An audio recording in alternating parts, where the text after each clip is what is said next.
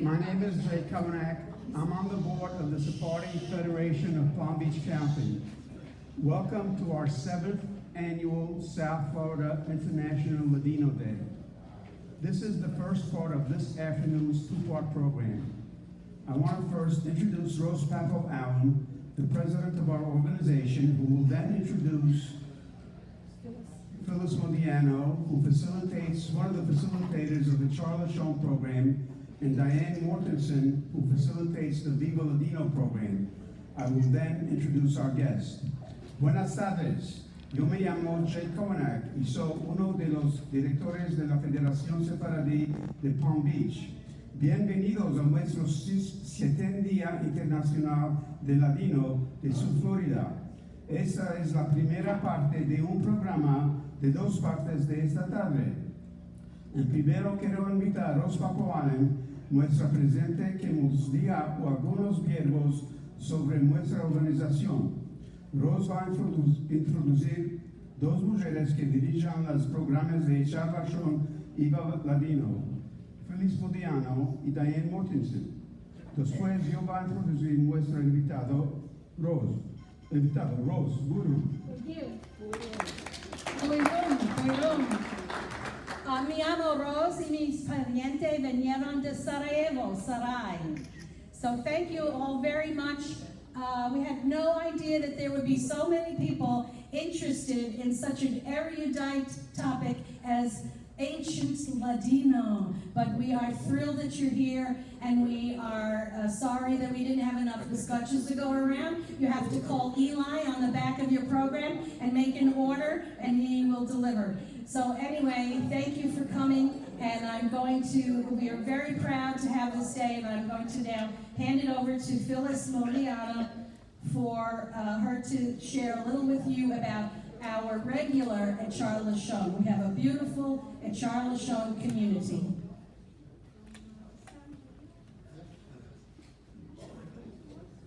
Bienvenidos a todos. Bienvenido. ¿Estás sintiendo? Sí. So, yo me llamo Phyllis Modiano. Mi nombre era Phyllis Molho Modiano. Puede ser, hay unos hombres aquí que son más viejicos, que estudiaron con mi padre, que era rabino de hebreo en the Lower East Side. No sé cómo se dice the Lower East Side. El Charles Sean es un día cada... No, Charles Sean es un día cada mes, o 2 días cada mes. 2 días cada mes. Que venimos juntos para hablar en español, el español nuestro. Los otros no nos entienden, pero esto es la lengua que hablamos. Es lengua de mi corazón, lengua que me engrandecí con esta lengua. Y todos los primos míos y todos los vecinos que estaban cerca de nosotros, todos hablábamos en Ladino. We all used to speak Ladino when I was young. That was the first language we learned. Some of us didn't know how to say our name other than me llamo. So, some people, my cousin Susie, who's not here, was asked, what did you have for breakfast? And she knew she had pan y queso and café. She had bread and cheese and coffee, but that wasn't the right answer. The girl in front of us said, I had bacon and eggs. So Susie said, I had bacon and eggs. You too had bacon and eggs? Yes. She went home and she told her mother, and her mother says, why did me? Anyway, welcome to Charles Sean any Tuesday, any Wednesday. Those will give you the dates. It's in the program. Welcome.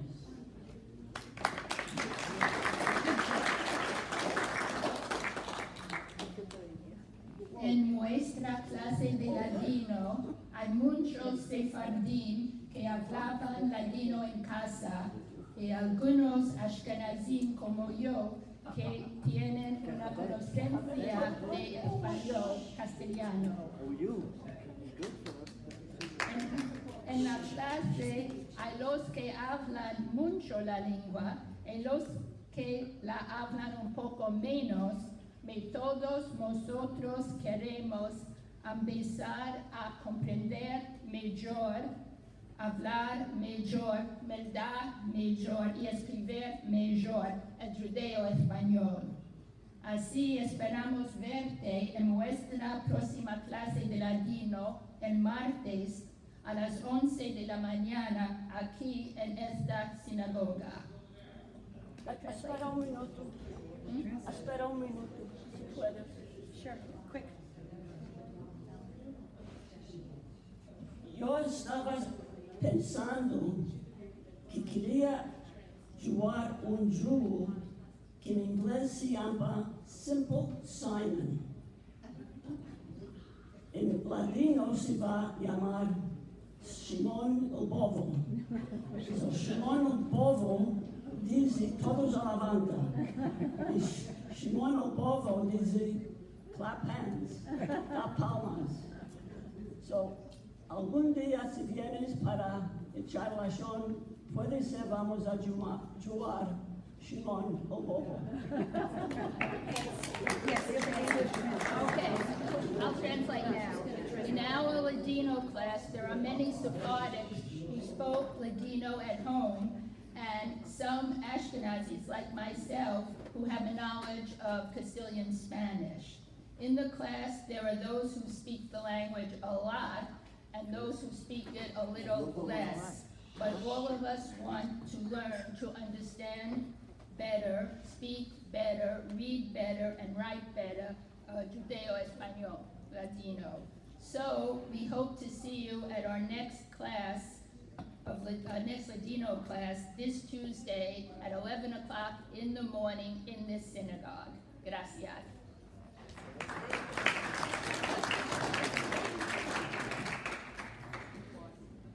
Now to our guest. Bryan Kirschen is Assistant Professor of Hispanic Linguistics at Binghamton University of the State University of New York. He received his PhD from the University of California, Los Angeles. For the past decade, he has researched Judeo-Spanish in the United States and abroad, and published his work throughout edited volumes, academic journals, documentaries, and digital humanities projects.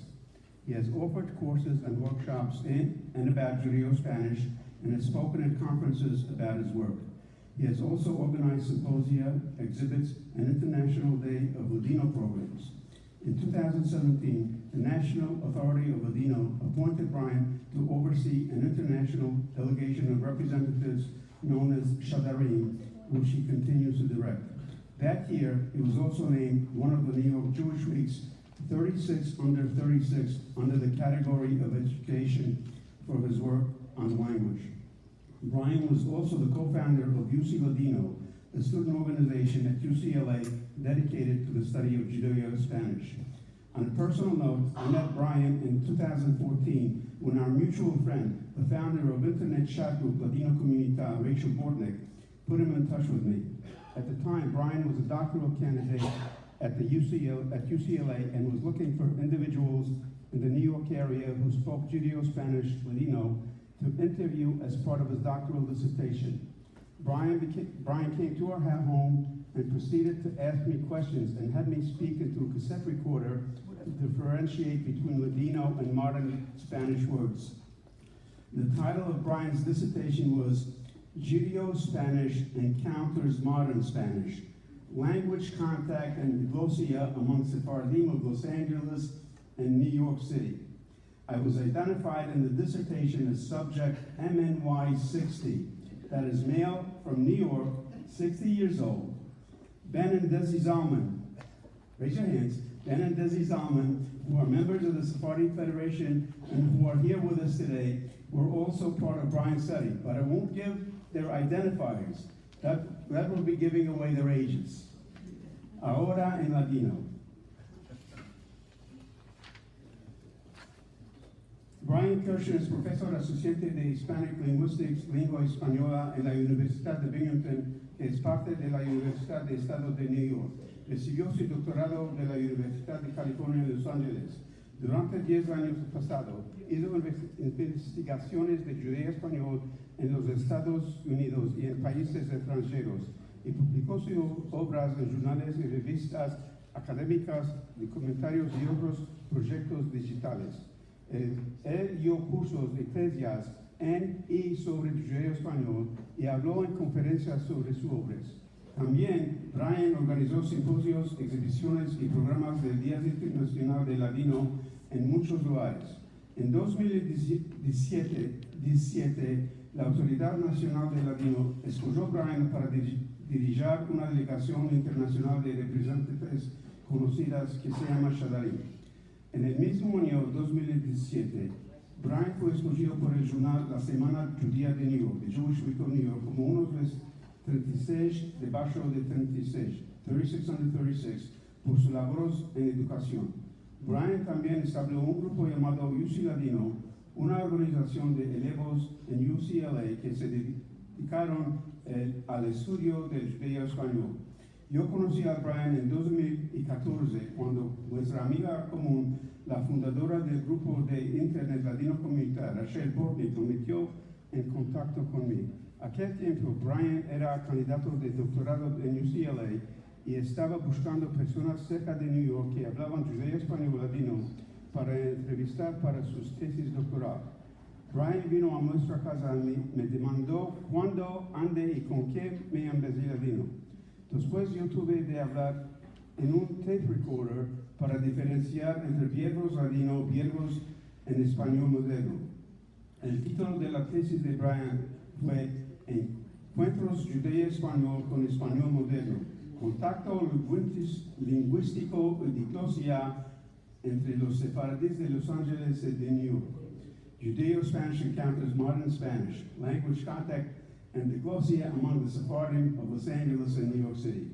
Bryan me identificó en la tesis como sujeto MNY60 y MNY60, es decir, hombre de New York que tiene 60 años, ven y deseamos que son miembros de la federación y que están con nosotros aquí, también formaron parte del estudio de Bryan, pero no va a dar sus identificaciones para no relevar sus edades.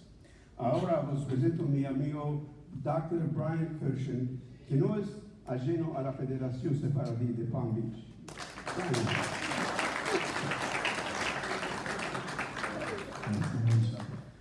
Buenas tardes. Thank you for that introduction in both English and Ladino. I'll be speaking mostly in English, but with lots of Ladino throughout, of course. I'm so happy to be here this afternoon to help celebrate the International Day of Ladino, which is happening around the world at different dates, at different months, but it's great that these celebrations are happening. But before I begin speaking to you, I want to give a big merci mucho to Rose, as she's in the room right now. She's probably busy preparing for the latter portion, but also to Jake and Susan for really helping arrange everything for making this trip possible. I recognize that in doing many Ladino programs throughout the United States and some around the world, that not everyone who actually comes to a Ladino program is Sephardic, speaks Ladino, or even knows what Ladino is. So, just for a few minutes before I get into some content, I'm going to just do a quick review, which most of you will know, but I'll try to do it in a fun way, nevertheless. So, New York Times, if anyone subscribes or if anyone does the crossword puzzles, on Wednesday, May 6th, 2015, this was an actual clue in the crossword puzzle. I need you to help me out. 44 down, Judeo-Spanish. Anyone can help me out here? Ladino, all right. Well, that would have been one that we got right, okay? So, Ladino, excellent. This is a language that's not foreign to any of us here, I wouldn't think. But as we know, this language, this type of variety of Spanish goes by many names. So today I'm not going to really argue or go into matters about what we call this language, because whether you call it Judeo-Spanish, Ladino, Espanol, Hakedia, Judeo, or just simply Spanish, Espanol, we're talking about the same language today.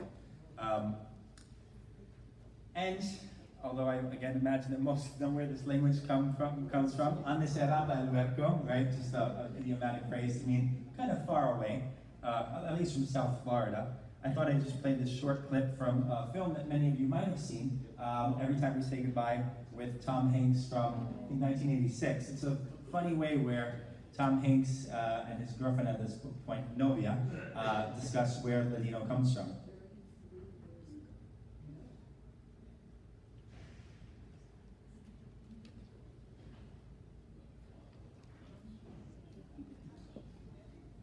Just been waiting for him.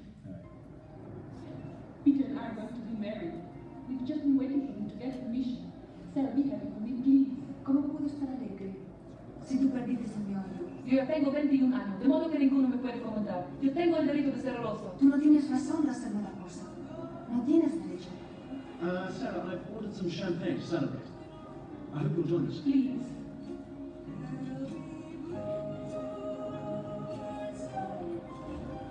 David's agreed to be our best man now. I hope you'll come too, Sarah. I know it means a lot to Victoria. Yes, it would. Peter, darling, we have so little time. Can't we dance? Yeah. Sarah and David will understand.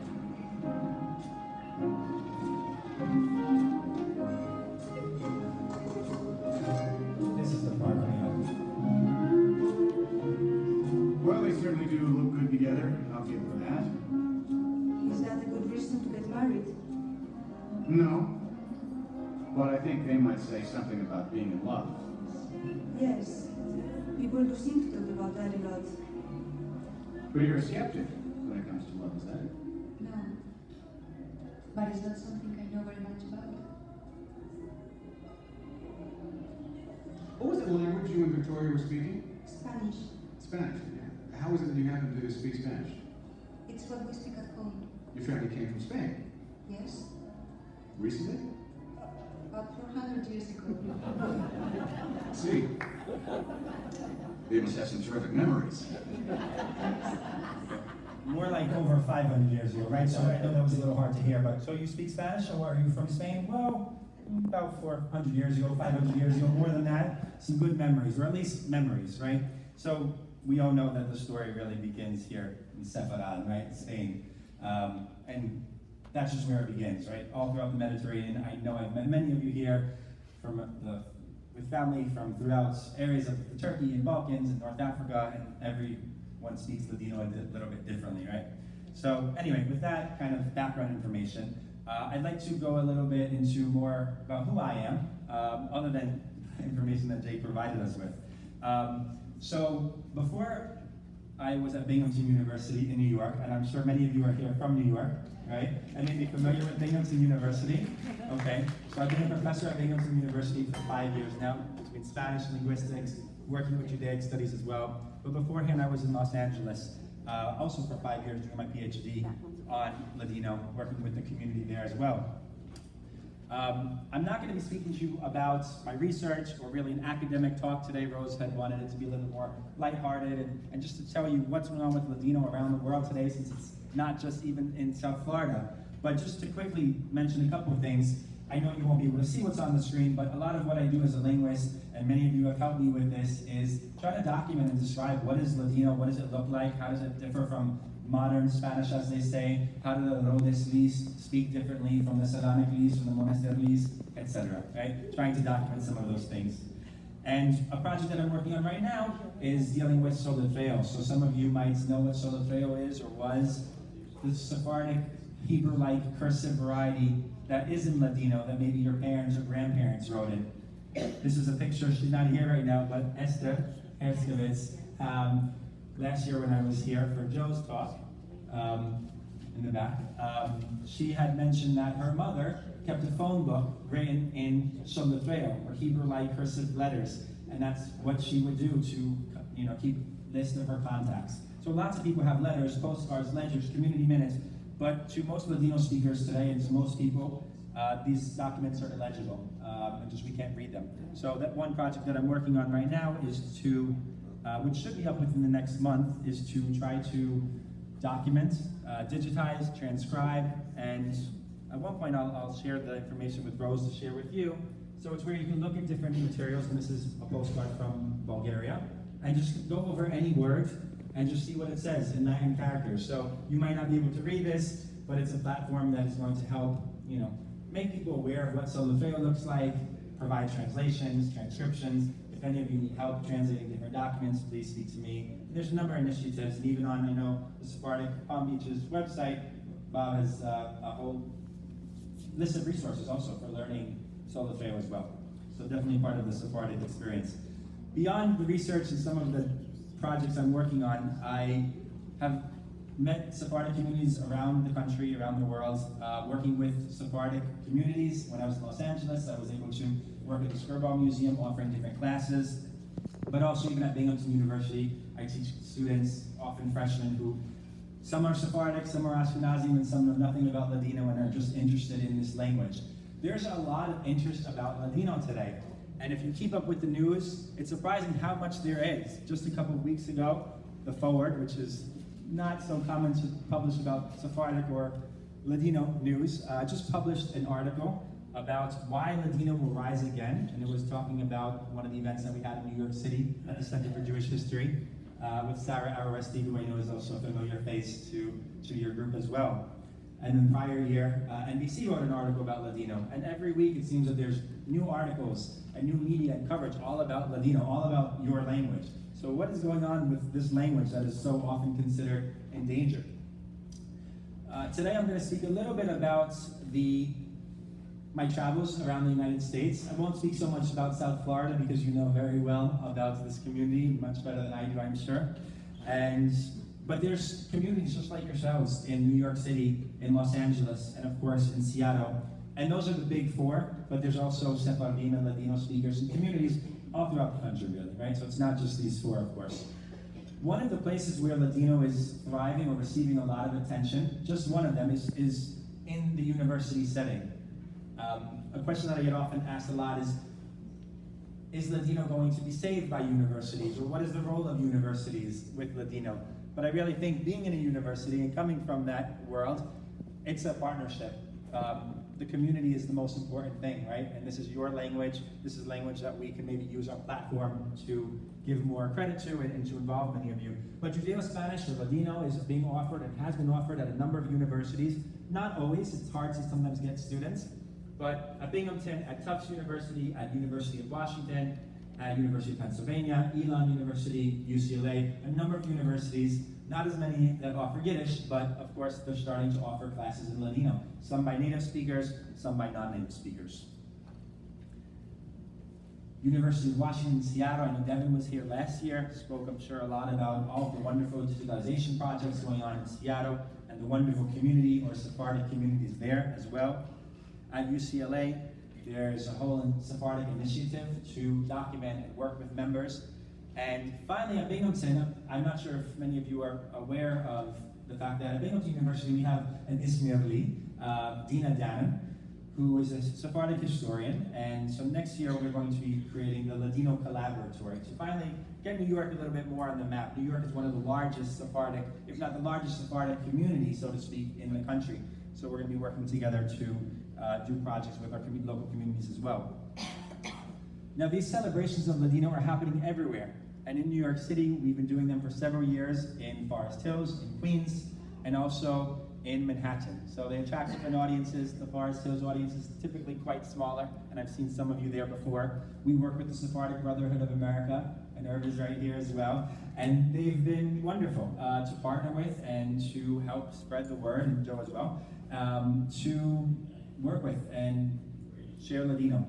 So these events have been happening with the American Sephardi Federation of Manhattan. We had our event last month, and we are in touch with each other as well. Our event took place last month on January 12th. Rose told me the date of the Ladino program here, so we made sure not to conflict because originally they were going to be on the same day. So the communities are definitely in touch with each other. At UCLA, we have a group, UC Ladino, a student organization about a decade ago that I was a part of. Just students wanting to learn Ladino and kind of bridge the gap between the community and academia. Here's a picture that we took with Steven Spielberg's mother, Leah Adler, in the community as well. Not Sephardic, but I should also know I'm not Sephardic as well. Ashkenazi, but it's okay. I've learned a lot. It's okay, right? Los Angeles has a lot of groups. One of them is the Cold Sephardic Choir since 1992, and a newer one actually, when we did a conference similar to this, a bit more academic in nature, a group of women started just singing throughout most of the conference, and they said, you know what, let's form a group. So they formed a group actually in about 2014 called Canticas Nuestras, Our Songs, and they meet every month and sometimes more than that, and now they perform around the community. So it just shows how much voice and power that you have too as a community. South Florida, of course. This is, we know what you are doing. What you're doing is wonderful. I was here a couple of years ago for a month where I got to meet many of you. The Echad Lashon, the Viva Ladino, the Visitas, all of the programs that you do, the Model Seders, they're wonderful, they're important, and they're really doing something for helping to preserve Ladino. So I also encourage you, like Phyllis said, to show up, participate, even if you don't speak Ladino, even if you're not Sephardic, to just learn about this language and, of course, culture as well. Los Ladineros are in Seattle, so it's a group that meets every Tuesday at one of the local nursing, assisted living homes. And they get together with Chazan Azos to speak Ladino and read as well. And has anyone sent their children or grandchildren to the Sephardic Adventure Camp? No, so there's a Sephardic Adventure Camp for decades. It's in Washington State. It's not in Seattle. It's several hours away from Seattle. This year they're doing it in Oregon. And it's been going on for about over 50 years. I was there this summer for the first time. They invited me to speak and work with kids. These children are from 3rd grade to 11th grade. And it's religious, it's cultural. They're kids, so there's no lecturing, but there's a lot of games. So I got to work with the kids for a bit this summer and teach them about Ladino. And they're Ladino, some of them just know words, funny words, sayings, songs. These are all things that they learned from you, or from their nonos, there's babas, papus. So that's very important. But then after every song, after every meal, they sing the Yakomimos y bebimos, which I'm sure many of you know as well, potentially. Grace after meals. Birkat Amazon, essentially in Ladino. So Ladino is being preserved, there's interest. That's just around the United States, and those are just in some of the larger cities. Jake also mentioned this new initiative. In Israel, in Jerusalem, there's the National Authority of Ladino, which was created in part by Yitzhak Navon, the 5th president of Israel, Beben Licha Memoria. And the National Authority of Ladino, well, they have programs all around the country. They wanted to interact and engage a little bit more with what's going on in Ladino outside of Israel. So they put together a group called the Shadarim.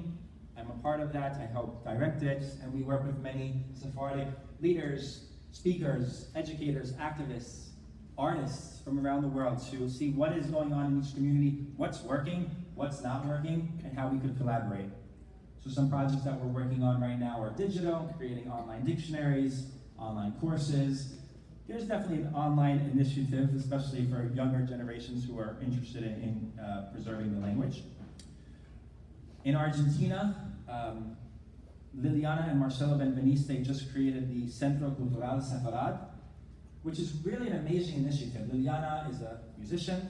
She's been here before. And they bought a building in Buenos Aires, completely gutted it, had a renovation for over a year, and just recently they opened up this wonderful center with a patio. They have classes in Ladino. She sings, she invites people to sing. She has classes called Gizad y Cantar, cooking and singing. So wonderful programs and a lot of interest in Argentina, a lot of interest about Ladino today. In Turkey, there's so much going on as far as Ladino goes, and obviously Karen Shahon is one of the leaders of that. El Amanecer, does anyone subscribe to that newspaper? It's a part of the Shalom newspaper. Okay, a few of you. So Shalom comes out regularly. El Amanecer is a monthly supplement. It's all in Ladino. I encourage you, if you're interested in Ladino or seeing Ladino or reading Ladino, a physical newspaper. At one point, there were over 300 newspapers in Ladino. Weeklies, monthlies. That's all prior to World War II, of course. Today there's really only one printed Ladino newspaper, El Amanecer, out of Turkey, out of Istanbul. So I encourage you to use some of these resources, and they're beneficial. Ladino Days as well. The Ladino Day in Turkey is coming up as well in just a couple of days. There's programs to do the word of the day, the sentence of the day. Up here they even have a children's chorus called Estrellitas de Istanbul that sing in Ladino. In Israel, of course, there's so much going on with the National Authority of Ladino. There's a radio program through Khan Radio, so every day there's 15 minutes of Ladino radio. Many of the old age homes have many Sephardim, and many of them speak Ladino, many of them. And we visited a couple months ago. So there's all these wonderful programs going on in Israel. Well, there's about 30 different Ladino circles, they call themselves, they're called, where they get together every week as well. And then in Spain, has anyone applied to retake the Spanish or Portuguese citizenship? No. A few of you? Okay, we won't get so much into that, right? I know it's a process, and maybe not the easiest thing to do, but it's one of the things that was required, or that could be part of the package, they said, was some proficiency in Ladino, and maybe how you can show that connection. So there's been a lot of talk in Spain and Portugal, of course, in recent years, as in the past, about this language as well, and how it fits into the bigger Sephardic history and culture. A few years ago, the King of Spain said to a group of Sephardim, "Cuánto os hemos echado de menos?" Meaning, oh, how much we've missed you. Okay. In any case, there's interest. Yeah, well, of course, coming from the King of Spain, yes. He did not say it in Spanish. He did not say it in Ladino. He did say it in Spanish, in Castellano, but we understood the meaning. So there's a lot of interest about Sephardim, about Ladino, for different reasons, of course. And now, La Real Academia Española, the Royal Spanish Academy, which has Spanish, it's a prescriptive institute for the Spanish language, which has satellite academies all throughout the Spanish-speaking world, is creating a Ladino academy as well, which has just been formed, and that's going to be based in Israel. There's virtual communities. Many of you know about this. How many of you are members of Ladino Comunidad? A few. Okay, well, if you are on the internet, I encourage you to sign up for Ladino Comunidad, which Jake mentioned before. It's an online forum where it's a listserv, essentially. You write in Ladino. There's one rule. You write in Ladino. You write in whatever type of Ladino you speak. And it's been going on for about 20 years now. So I completely encourage you to do that. And what do people write about? Well, recipes, history, babajadas, nonsense. But it's part, as long as it's in Ladino, you're fine. Whatever you remember. But it's more than just an online group, because this group gets together almost every year for there you are. Rendezvous, for trips. And just a couple years ago, the last one that we had was in New York City. You can see it's a small font print here, but Jake's in our panel that we did. And many of you participated on that Ladino trip as well. So it's hoping to connect Ladino speakers around the world. A couple months ago, actually, we found out that the Yahoo groups, which housed Ladino Comunidad, was going to close after 20 years and erase almost 60,000 messages that have been accumulated all in Ladino. So we were fortunately able to transfer that into another group so Ladino Comunidad can continue to exist. And of course, now there's more efforts to create online groups, apps for children as well to learn Ladino. So those are some of the things that are going on as far as Ladino today. Ladino is also quite in the spotlight, or has been in the spotlight. There's been references to Ladino in Law and Order before, 2 different episodes. I'll go back one. Birdcage had a reference to Ladino, if you remember Birdcage with Robin Williams and Hank Azaria. So different film. Of course, there's music that's quite common, and this is Sarah Aresti, who has been here quite a bit, and has done a number of genres, from Ladino rock to Ladino classic to Ladino for children, and trying to spice up Ladino a little bit, which some might say is not so authentic, but some might also say is very important to pass on Ladino to future generations. And of course, there's that song that so many of you probably know, Ocho Candelicas, right, from Flor de Aguda. But it's a song from 1983, not from 1492. And there's communities. We have the Hillel Academy, even at Binghamton. Their children's choir sings it every year for Hanukkah. And interestingly enough, if any of you know who Myriam and Joe is, very famous actress, Broadway star, singer, Frozen, Rent, etc. Just came out with her second holiday album, which is mostly Christmas music. She's a nice Ashkenazi woman from Syosset, New York. But on her CD, from just a couple months ago, she includes Ocho Candelitas. So I thought that was quite interesting as well. Ladino is showing up in very interesting places. There's textbooks to learn Ladino, so if you want to brush up on your Ladino, or gift a book to someone to learn Ladino, to encourage others, there's different textbooks as well, which you can find online. Probably not in bookstores, but just to show you what people think about Ladino, because these books go for about $30, $40. But people who don't know what Ladino is, they often think that Ladino is quite exotic, quite special, and it is special, that's for sure. But if you go on Amazon, you could buy one of these books for $996. Now, I don't think anyone's buying it, because keep in mind, you can put whatever price you want. In the past, I saw this same book for about $3,000. But it's just what people think about Ladino who actually don't know what Ladino is. It's a very special language. It's worth a lot, but these, it's debatable, right? So it's just also the mentality of what Ladino is and what people are thinking today. Just to sum up this part before we get to the next more interactive part, which Rod had asked me to do with you, there's a lot of approaches going on right now regarding Ladino, and we often talk about top-down and bottom-up. And these refer to different ways that people get involved, different communities get involved with Ladino.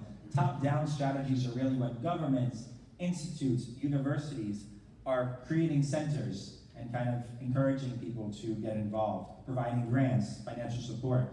But most initiatives that are taking place today are really what are known as bottom-up, meaning community members, grassroots organizations are coming together and saying, let's do something for our language. And this is really important. Both strategies are important, working together to preserve the language. So, what is the goal then? Right? From one generation to the next. I hope, and I think that for many of you today, whether you're documenting Ladino by digitizing documents or by speaking to people, keeping in mind that Ladino is an endangered language, that is true. But today's conversation with you wasn't really about Ladino as an endangered language. It was looking at the glass half full, because there's so much going on with Ladino today. And many of you, I know from speaking with in the past, might feel that there's not much that you could do anymore. The language wasn't passed down to your children, to your grandchildren. They don't want to learn Ladino. There's not the practicality, the sense, the atmosphere to learn it. Well, that might be true to some degree. I still hope that you're able to pass on Ladino to your children and grandchildren. And what that means is whether you pass them on through letting your children interview you, for writing down your memories, for teaching them a song, a saying, a word, something about Joha, anything that you remember, something like these words. But any of these words that are so common to the Sephardic world, I hope you do that. I hope that these Ladino programs encourage you to want to preserve not just Ladino among yourselves, but also pass it down to future generations, so that way we can continue to have these events 20, 30, 50, 100 years down the line. So anyway, thank you. Merci mucho.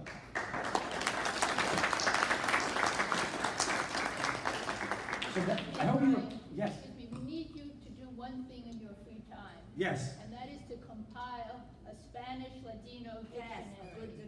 A dictionary, a Spanish Ladino dictionary, okay. We're working on an online one, and there are some dictionaries, of course. There are some.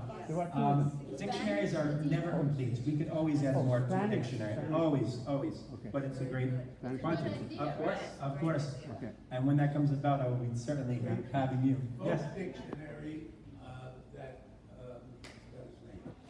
folk dictionary that Passing. Passy.